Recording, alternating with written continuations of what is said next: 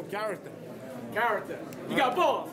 He's got balls. Paulie, good thing there was an experienced ref in there and not a bad ref, because he would have stopped it. Yeah. That makes a big difference to have a good ref in the fight.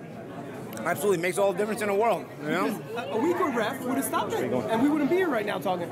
Yeah, of course. It was a good referee. Gave Ortiz all the chances, gave Wilder all the chances, and they both got the show. They both showed a lot of character. You know, I thought personally Deontay was losing the fight. I thought he was behind the fight. But he showed character. I was honestly thinking he ran out of ideas too. But over the course of the fight, I was saying he's got to start holding his ground on the counters. He's got to give Ortiz a reason to doubt himself coming forward, because every time Ortiz came forward with some kind of offense, Deontay gave up too much ground. Expanded his ground, you mean? And if you give up all your ground, you can't really counter, or you can't land a significant counter. And I felt like Deontay needed to land a significant counter in order to make Ortiz feel like, oh man, all right, I can't just throw anything at this guy, you know?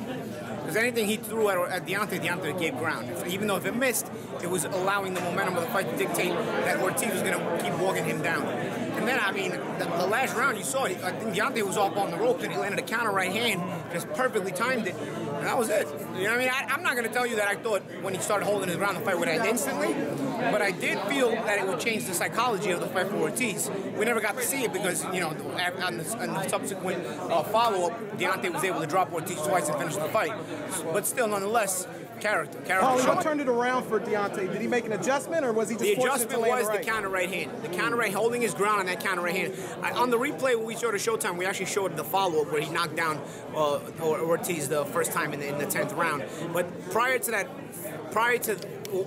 Deontay throwing that flurry and drop Ortiz for the first knockdown of the 10th round, he had landed a sharp counter right hand off the ropes that had hurt Ortiz. Because Deontay wasn't getting that brave throwing offense, because Ortiz was very reactive to the counters. So Deontay was almost second-guessing any offense he threw. When we showed the replay, Deontay was very confident throwing all his offense. That wasn't by chance. He had already hurt Ortiz about a few seconds earlier. So I was starting to wonder if Deontay was out of ideas, because he wasn't throwing as many punches, because he realized even when he missed a shot, Ortiz was reacting. Even if the counter wasn't landing, it was whizzing by Deontay. It's like, man, every time I throw a right hand, this guy's flying with something back, because Ortiz's positioning was excellent, you know?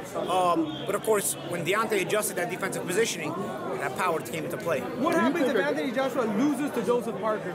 I mean, it's... Can happen? You'll have a rematch. Yeah, you have a rematch. I mean, I thought Deontay was on his way to losing tonight. You know, he showed a lot tonight. You know, so you know, would the heavyweight division have ended if Deontay lost tonight? No. I mean, you know, you adjust and you move on and continue to make great fights. You know. Do you think that Deontay can make those adjustments that you talked about earlier in this interview, or is he stuck in his ways? I think so.